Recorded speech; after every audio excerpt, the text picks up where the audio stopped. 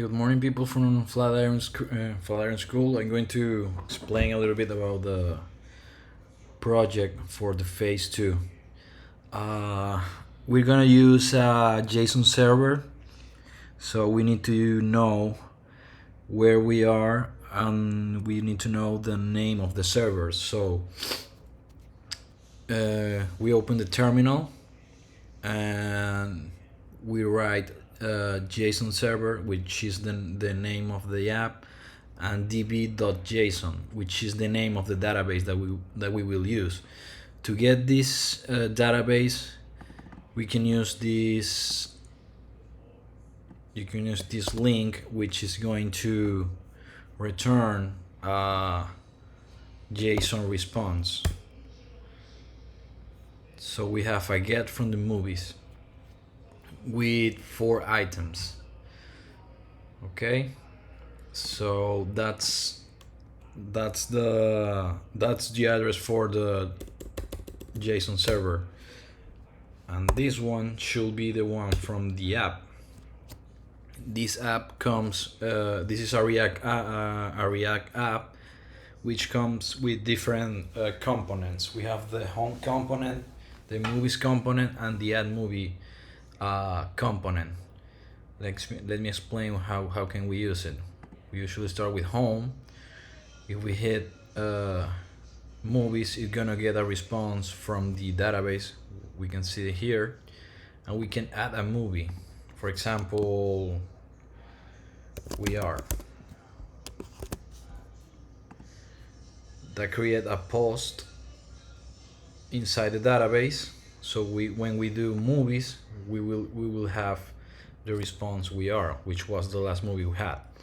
So if we go to the code, we have different components, which are the home component with movie details, movie form, movie list, and the app.js. We have the index and we have the index HTML, which is gonna be this root. It's gonna be the point where the React app it's gonna start. So let's go for the components. Okay, we have the home component, which is gonna be the home page. Of course, we have to import React from React, which is gonna let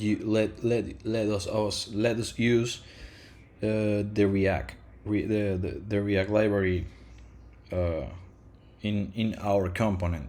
So we have a function home, which return a div, and inside the div is gonna render an H1 and a P1. It's gonna say welcome to the movie app. This is the home page of the movie application. After we finish, we export that to the home function, which is right here. That's the home, exactly this one over here. So we have movie details, which is gonna give you a response.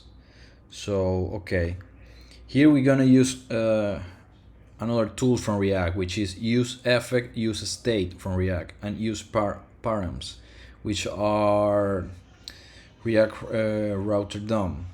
So we start with a function. We have a constant ID, which use the function params. We have a constant which is an array. We have a movie and set movie. It's gonna be a use state. Of course, it's gonna initiate on the null because you have nothing inside. So we just use effect fetch. We use fetch to get this. Fetch is to get this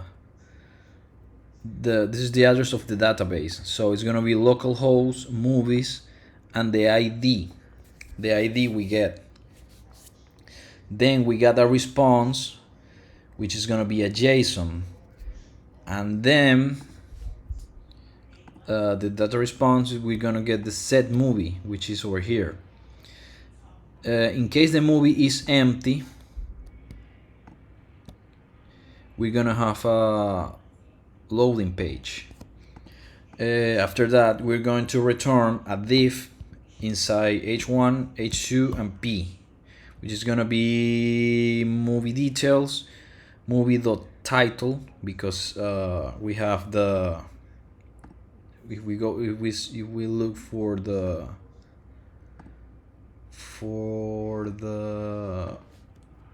JSON, we're gonna see that we have ID attribute and a title attribute. So, oh, sorry, what is it? Where I was? Okay. So these are the two attributes we have on the movie JSON. After we finish, we have to export that to movie details. And then we have a movie form. For movie form, we're gonna use the use state library from React. So we start creating a function. In the function, we're gonna have an array when we have a title string and set title, and we initiate our state with an empty.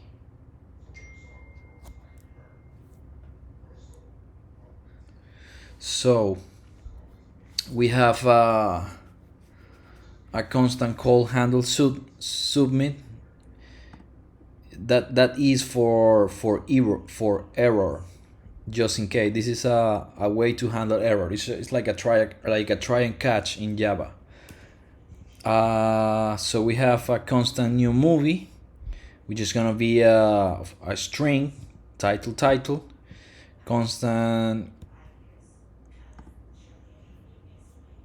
config objects, which is gonna be the way how we use the post method to write something inside the JSON server database. We have a fetch, which is the address, the URL of the JSON server. Then we have a response. The response we transform into a JSON, or we get a JSON. Then we have a console log. Oh, sorry, I have it here. So we have a console log to see what is going on, and we set the title to empty. So the inbox is gonna be empty after we hit the button. In case of that, we have a catch.